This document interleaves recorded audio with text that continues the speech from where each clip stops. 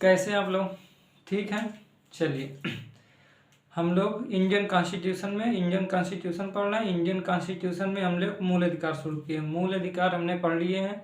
कहाँ तक पढ़े हैं? 4 मूल अधिकार पढ़ चुके हैं। कौन? समानता का अधिकार, स्वतंत्रता का अधिकार, शोषण के विरुद्ध अधिकार और धार्मिक अधिकार। अब हमारा जो बचा 2 प्रकार के और अधिकार बचे हैं, जो संस्कृति एवं शिक्षा का अधिकार और संवैधानिक उपचारों का अधिकार।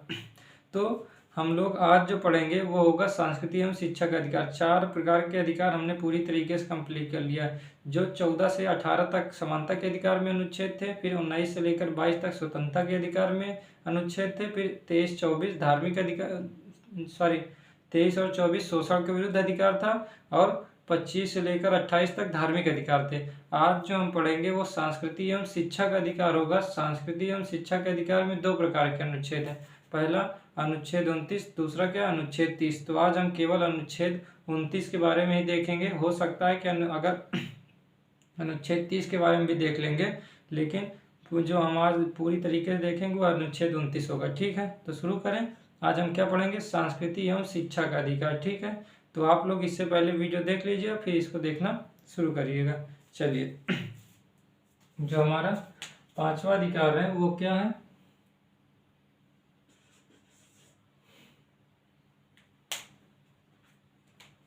पांचवा अधिकार संस्कृति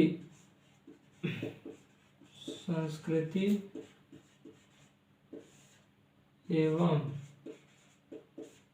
शिक्षा का अधिकार। शिक्षा का अधिकार, संस्कृति एवं शिक्षा का अधिकार है।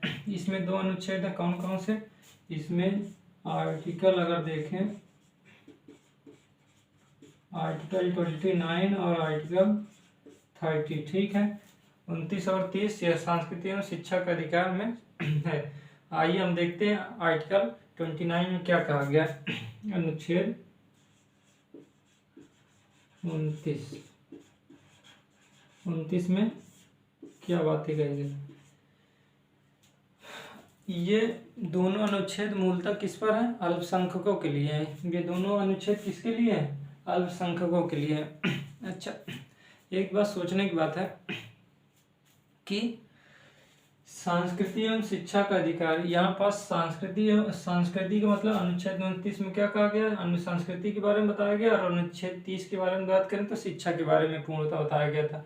ये दोनों अधिकार किसे दिए गए? अनुच्छेद 29 और 30 अल्पसंख्यकों से संबंधित। अल्पसंख्यक किसे कहते हैं? ये संविधान में अवर्णित नहीं है, लेकिन अल्पसंख्यक मतलब मान लेते हैं जैसे भारत में हिंदू समुदाय सबसे ज्यादा है, तो हिंदू को छोड़कर जितने भी हैं, जैसे मुस्लिम हो गए, सिख हो गए, ईसाई हो गए, ये सभी क्या होंगे? अल्पसंख्यक कहलाएंगे। मतलब जिसकी पॉपुलेशन आधे से अधिक होगी वो क्या होगा? वो बहुसंख्यक में होंगे, और आधे से जो कम, 50% से जो कम होंगे वो क्या होंगे? अल्पसंख्यक होंगे। तो संस्कृति का अधिकार दिया गया है। ठीक है, तो संस्कृति का अधिकार अल्पसंख्यकों के लिए, शिक्षा के लिए भी अधिकार क्या है? अल्पसंख्यकों के लिए। तो ये दोनों आर्टिकल अगर देखेंगे तो किस पर है? अल्पसंख्यक पर है। ठीक है, आइए अनुच्छेद 29 फर्स्ट में क्या कहा गया इसको देखते हैं। 29 फर्स्ट में क्या कहा गया?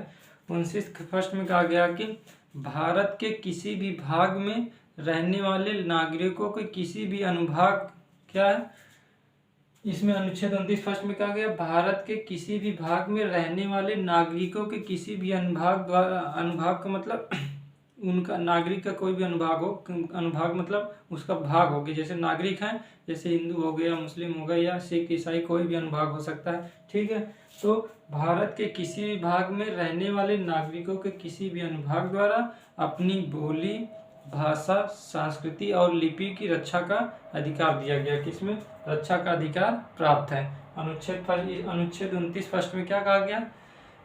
भारत के किसी भी भाग में रहने वाले नागरिकों के किसी भी अनुभाग द्वारा अपनी संस्कृति, लिपि, बोली और भाषा को सुरक्षित रखने का अधिकार प्राप्त है। ठीक है, ये किसमें कहा गया? अनुच्छेद 29 में। क्या कहा गया इसमें?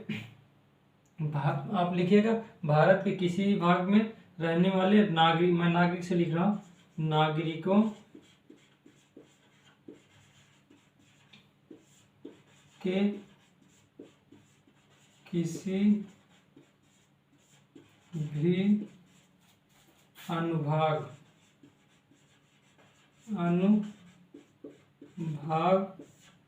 द्वारा अपनी भाषा, बोली, संस्कृति एवं लिपि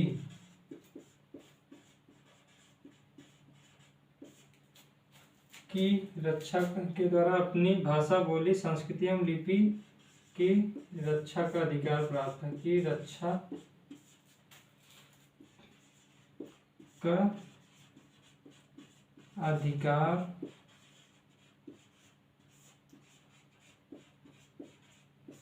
प्राप्त है। क्या कहा गया?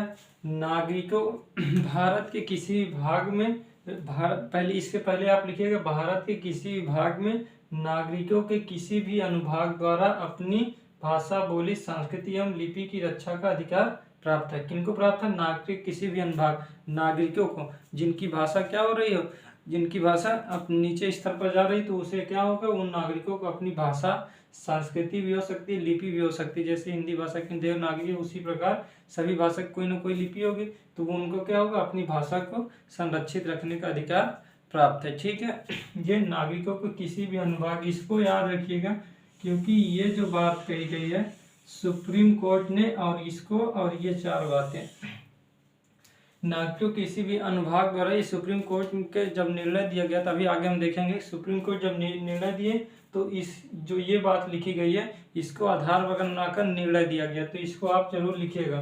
इसको आधार बनाकर सुप्रीम कोर्ट ने जो निर्णय दिया था उसको अभी हम देखेंगे क्या है, तो इसको आप लिखिएगा। ठीक है, ठीक, तो आप जान गए भाषा क्या होगा? भाषा, बोली, संस्कृति एवं लिपि की रक्षा का अधिकार है। ये मूलतः किसको प्राप्त है? अल्पसंख्यकों को प्राप्त है। ठीक है, चलिए 29 सेकंड में क्या कहा गया देखते हैं। ये तो हो गया 29 फर्स्ट में। 29 सेकंड में क्या कहा गया? 29 सेकंड में कहा गया है कि राज्य के अंतर्गत, राज्य क्या होता है? अनुच्छेद 12 में आप देखिएगा, राज्य पूरी तरीके से बताया गया है, जिसमें संघ सरकार एवं संसद है, इसके बाद राज्य सरकार एवं विधानमंडल है, इसके बाद जो स्थानीय निकाय हैं, प्रशासन, न्यास है, ये सभी क्या होते हैं? और वे संस्थाएं जो बतौर राज्य के कार्य करती हैं, उनके अधीन कार्य करती है, वो भी राज्य के अंतर्गत आते हैं। अनुच्छेद 12 में बताया गया है, राज्य की परिभाषा बताई गई अनुच्छेद 12 में, इसमें पढ़ाया भी गया, आप उसको देख लीजिएगा। राज्य, तो मैं यहाँ राज्य जो शब्द प्रयोग कर रहा हूँ वो पूरा संघ की बात है, राज्य के मतलब विधानमंडल की भी बात है, संसद, कार्यपालिका, जितनी सभी ये राज्य के अंतर्गत आते हैं। स्थानीय प्रशासन ये भी राज्य के अंतर्गत आता है। ठीक है, तो आप उसे देखिएगा। तो राज्य के अंतर्गत इसमें क्या है? राज्य के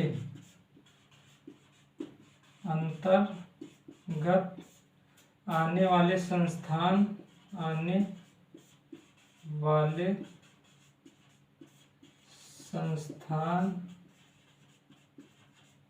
में क्या होगा?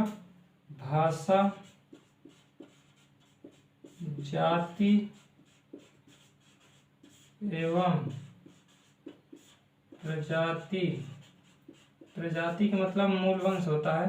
राज्य के अंतर्गत आने वाले संस्थान में भाषा, जाति और प्रजाति के आधार पर प्रतिबंध नहीं लगाया जा सकता, के आधार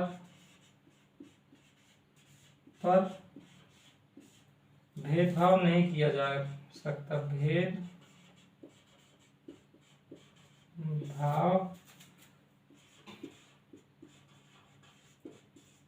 नहीं किया जा सकता।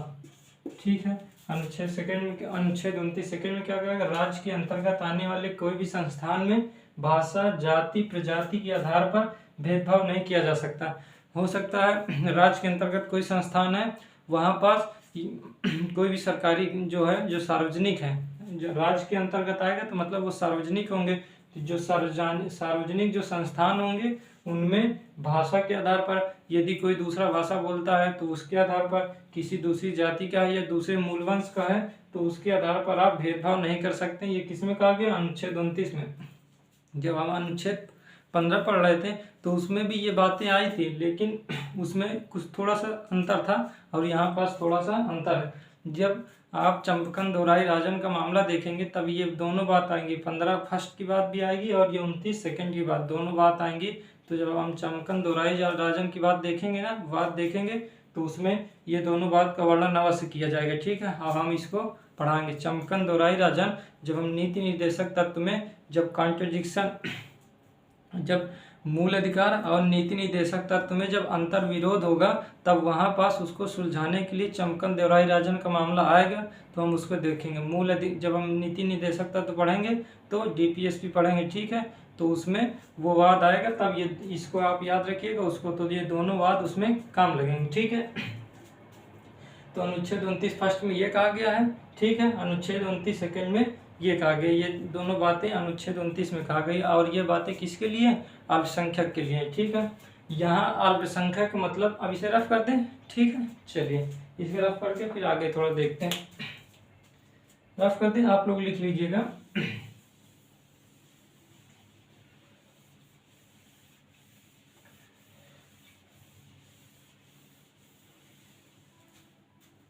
इसमें ये कहा गया है कि अल्पसंख्यक मतलब क्या होगा, इसमें ये व्यवस्था की गई है। अल्पसंख्यक क्या क्या मतलब होगा, तो यहाँ पास कहा गया अल्पसंख्यक जो होंगे वो अल्पसंख्यक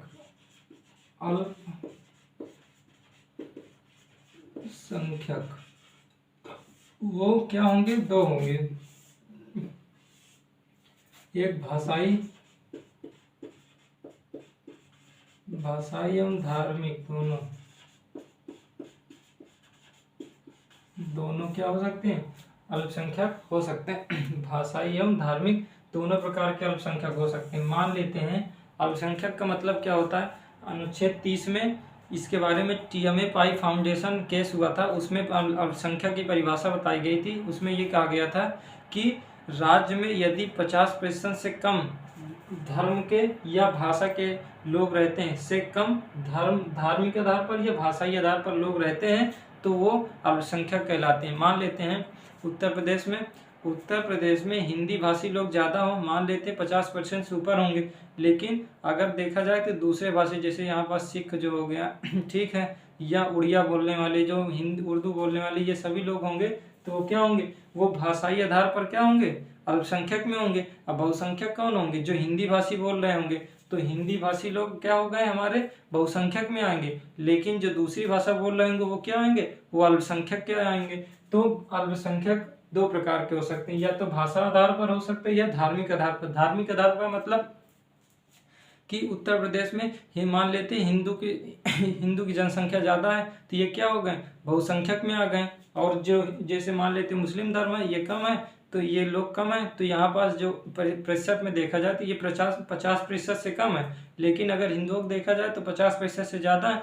तो जो भी टीएमए पाई फाउंडेशन केस में यही कहा गया कि जिनकी जनसंख्या 50% से कम है तो वो अल्पसंख्यक कहलाएंगे, और जो 50% से ज़्यादा होंगे वो क्या कहलाएंगे? बहुसंख्यक कहलाएंगे। तो धार्मिक आधार पर भी होते हैं अल्पसंख्यक और भाषाई आधार पर भी अल्पसंख्यक होते हैं। अगर ये बात समझनी हो, मान लेते हैं दक्षिण भारत में चले जाइए, दक्षिण भारत में किसी भी राज्य में जाएंगे तो वहाँ हिंदी भाषी लोग कम होंगे, और अगर तमिल, तेलुगु, जो भी कन्नड़ वहाँ भाषा चलती होंगे वो भाषाई लोग ज़्यादा होंगे, तो वहाँ पास अल्पसंख्यक कौन हुए? वहाँ हिंदू अल्पसंख्यक हुए। और बहुसंख्यक क्या हुए? तमिल के लोग होंगे, तेलुगु के लोग, ये बहुसंख्यक होंगे। तो अल्पसंख्यक और बहुसंख्यक इस तरह समझते हैं। दूसरी बात अगर देखें कि अगर टोटल ऑल भारत की बात करें, भारत की अगर बात करें तो भारत में तो हिंदू ही सबसे ज़्यादा हैं। भारत में अगर पूरे भारत में देखें, केवल राज्य के अनुसार ना देखें, पूरे भारत में देखें तो हिंदू बहुसंख्यक में है। इस कारणवश जब अल्पसंख्यक मंत्रालय बना था तो उन्होंने की ये भी व्यवस्था कही थी उसमें व्यवस्था में, अपने प्रावधान में ये लिखा था कि हिंदू भाषाई लोग यहाँ पास जितने भी हैं, हिंदू लोग जो हैं, धार्मिक आधार पर जो हिंदू लोग हैं वो बहुसंख्यक में हैं, जबकि अल्पसंख्यक में कौन कौन से हैं? सिख हैं, ईसाई हैं, बौद्ध है, धर्म है, ये बौद्ध हो गया, जैन हो गया, ये सभी क्या है, ये सभी अल्पसंख्यक में। इसी प्रकार भाषा के आधार पर भी हिंदी भाषाई लोग ज़्यादा हैं, लेकिन तमिल और तेलुगु पूरे टोटल और भारत की बात करें तो वो कम है। तो इस प्रकार पर कह सकते हैं कि भाषाई और धार्मिक आधार पर भी अल्पसंख्यक होते हैं, और अनुच्छेद 29 इन दोनों भाषाई एवं धार्मिक आधार के अल्पसंख्यकों के अधिकार देता है। ठीक है, ये कितने हुआ, अनुच्छेद 29 में केवल इतनी बात है। सुप्रीम कोर्ट ने क्या कहा है, अब इसके बारे में देखते हैं। ये इतना हो गया, सुप्रीम कोर्ट ने इसमें क्या कहा है।